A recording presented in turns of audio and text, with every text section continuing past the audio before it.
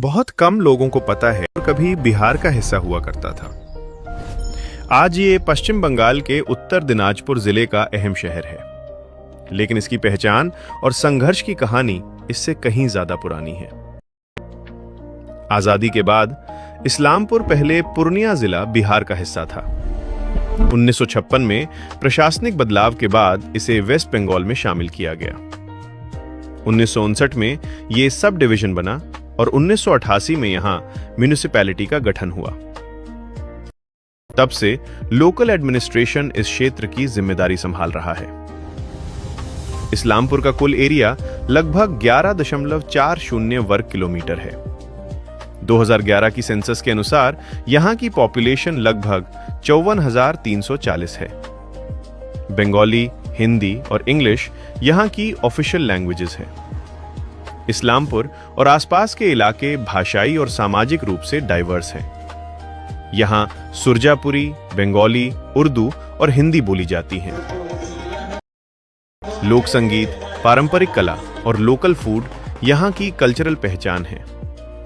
ईद, दुर्गा पूजा और छठ जैसे फेस्टिवल्स सामुदायिक सहयोग और सोशल हार्मनी को दर्शाते हैं। खेती यहां की मेन इकोनॉमिक एक्टिविटी है। धान और जूट की खेती आम है। इसके अलावा आम, पपीता और केला जैसी फल खेती और मछली पालन भी लोगों की लाइवलीहुड का हिस्सा है। शहर और आसपास के विलेजेस में हाट्स और स्मॉल ट्रेड सेंटर्स स्थानीय इकोनॉमी और रोजगार को सपोर्ट करते हैं। इस्लामपुर कॉलेज, गवर्नमेंट पॉलिटेक्निक और इस्लामपुर हाई स्कूल जैसी इंस्टीट्यूशंस युवाओं को एजुकेशन और स्किल्स देती हैं।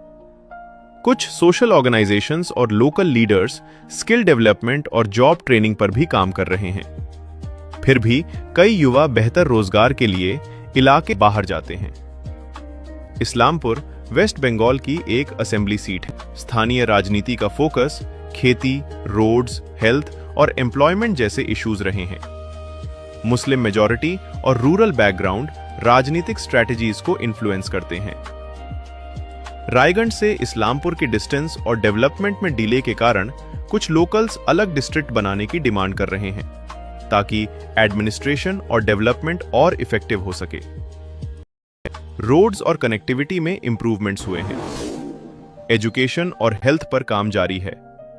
एम्प्लॉयमेंट अपॉर्चुनिटीज बढ़ाए जा रहे हैं, लेकिन रूरल और अर्बन एरियाज के बीच गैप अभी भी दिखता है। 2026 का असेंबली इलेक्शन इस्लामपुर के लिए बहुत इंपॉर्टेंट होगा। की issues: development, infrastructure, youth welfare, law and order और कम्युनिटी रिप्रेजेंटेशन। ये सभी फैक्टर्स वोटर्स के चॉइसेस को इन्फ्लुएंस करेंगे। इस्लामपुर का फ्यूचर सिर्फ प्रॉमिसेस से नहीं बदलेगा। जब लोग समझेंगे, जब लोग क्वेश्चंस पूछेंगे, तभी सिस्टम जवाब देगा।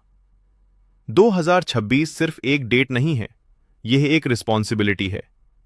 अगर आप इस्लामपुर से हैं तो साइलेंट मत रहें, क्योंकि साइलेंस कभी चेंज नहीं लाती। अगर आपको वीडियो पसंद आया हो और कमेंट में बताइए आपके हिसाब से इस्लामपुर का सबसे दिलचस्प तथ्य